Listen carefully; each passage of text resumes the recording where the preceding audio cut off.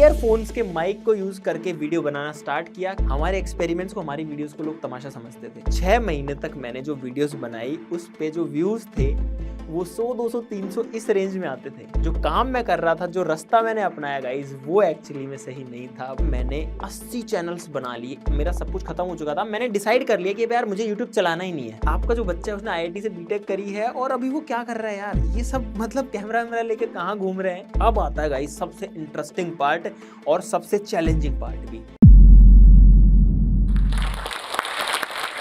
Hello guys, मैं हूं अमित। भाई मंच दूसरा है लेकिन अंदाज वही है। आप में से ज्यादातर लोग मुझे वैसे तो क्रेजी XYZ के नाम से जानते होंगे, लेकिन अगर जिनको नहीं पता है कि ये क्रेजी XYZ क्या है तो भाई सिंपल है, यूट्यूब पर जाओ, सर्च करो क्रेजी XYZ, आपको हमारा चैनल मिल जाएगा। हमारे यूट्यूब पर 21 मिलियन सब्सक्राइबर्स हैं। लेकिन गाइस बात ये नहीं है, मुद्दे की बात ये है कि ये जो 21 मिलियन सब्सक्राइबर्स हैं ये किसी टाइम में जीरो भी थे। और जीरो से 21 मिलियन सब्सक्राइबर्स तक का जो सफर है वो किस तरीके का रहा, क्या क्या चैलेंजेस आई, मेरी जिंदगी जो है उस टाइम पर कैसी रही, उस सब के बारे में आज हम बात करने वाले हैं। गाइज मेरी कहानी की शुरुआत हुई राजस्थान के अलवर जिले के एक छोटे से गांव से। और हमारे इंडिया के गांव में अक्सर यार एक प्रॉब्लम रहती है कि लोगों की जो माइंडसेट है वो आज और कल तक ही सीमित रहती है। वो लॉन्ग टर्म का जनरली नहीं सोचते हैं और उसकी वजह से जनरली कुछ बड़ा नहीं कर पाते। भाई मेरे साथ भी सेम वही केस था। मेरी स्कूलिंग गांव के एक लोकल स्कूल से हुई, जहां पर एक्चुअली में हम लोग जमीन पर बैठकर ही पढ़ा करते थे। जो दरी पट्टी बिछाते हैं तो नीचे फर्श पर बैठते हैं, कोई ऐसा हाई फाई स्कूल नहीं था। मैं अपने स्कूल में बढ़िया से टॉपर था, एकदम मजे में जिंदगी चल रही थी। स्कूल के बच्चे मुझे साइंटिस्ट बुलाते थे, सब बढ़िया चल रहा था।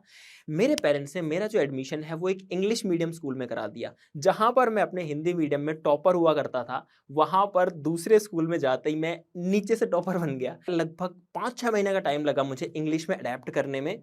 लेकिन जब मैंने अपनी 10th क्लास पास करी 2 साल इंग्लिश मीडियम में रहने के बाद में, तो मैंने ठीक ठाक बढ़िया 9.8 CGPA अपने क्लास में बना ली थी, जो कि मेरे लिए तो बहुत बड़ी बात थी। पहला चैलेंज यहाँ खत्म हुआ। लेकिन जैसे ये हुआ उसके बाद में दूसरा चैलेंज कि अब आगे क्या करना है। तो मेरे जो पेरेंट्स हैं वो टीचर्स हैं, मदर एंड फादर बोथ। तो उन्होंने मेरे को गाइडेंस ये तो जरूर से दी थी कि कौन सी पढ़ाई करने पर क्या होता है, कौन सा सब्जेक्ट लेने पर आप क्या बन सकते हैं। जैसे कि अगर आपको डॉक्टर बनना है तो बायो लेना है, इंजीनियर बनना है तो मैथ्स लेना है। मेरा थोड़ा साइंस में इंटरेस्ट था, मैंने आपको बताया कि मुझे स्कूल में पहले साइंटिस्ट भी बुलाते थे।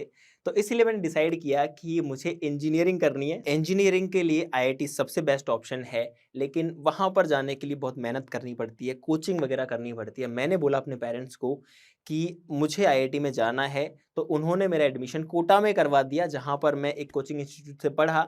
वहां पर अपने चैलेंजेस थे, लेकिन वो पढ़ाई वाली बात थी जिसमें मुझे ज़्यादा प्रॉब्लम्स नहीं थी। और मैंने 12th क्लास के साथ में IIT में एडमिशन ले लिया। IIT रुड़की में मेटलर्जिकल एंड मटेरियल्स इंजीनियरिंग में मेरा सिलेक्शन हो गया बीटेक के लिए, और मेरा जो एक ड्रीम था वो पूरा हो गया। उसके बाद में IIT में पढ़ाई अपनी जगह बहुत सही है, लेकिन फिर भी मैंने एक चीज़ रियलाइज़ करी, जो कि अगर आप कॉलेज में हैं तो आप लोगों ने भी करी होगी, कि अक्सर ये होता है कि हम पढ़ते जितने टाइम है उसके अलावा मुझे लगता है कि आधे से भी जो ज़्यादा टाइम है वो फ्री रहता है और वो काइंड ऑफ वेस्ट हो जाता है।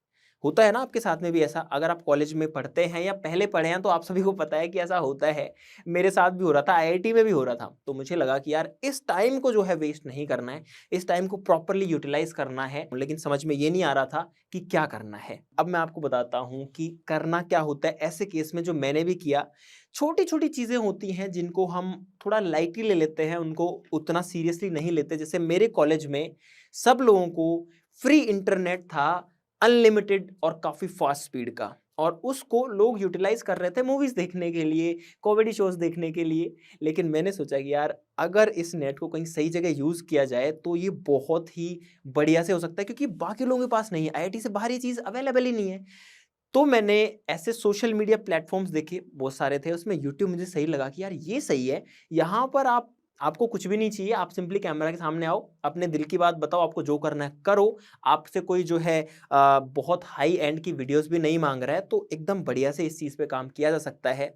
तो गाइज मैंने सोचा कि चलो यूट्यूब स्टार्ट करते हैं। मैंने मेरे पापा को कहा कि पापा मुझे कैमरा दिला दो, मुझे यूट्यूब पर वीडियोस बनानी है। पूछा कितने का आता है? मैं बोला कि लगभग 30-35 हज़ार का आता है। बोले ना ना ना भाई, इतना इन्वेस्टमेंट तो बिल्कुल नहीं करेंगे। क्या मतलब है यार इतना ज़्यादा खर्च करने का? इतने में तो बहुत सारी बुक्स आ जाएंगी, कुछ कुछ आ जाएंगी, कुछ नहीं होगा इन सब से। आपको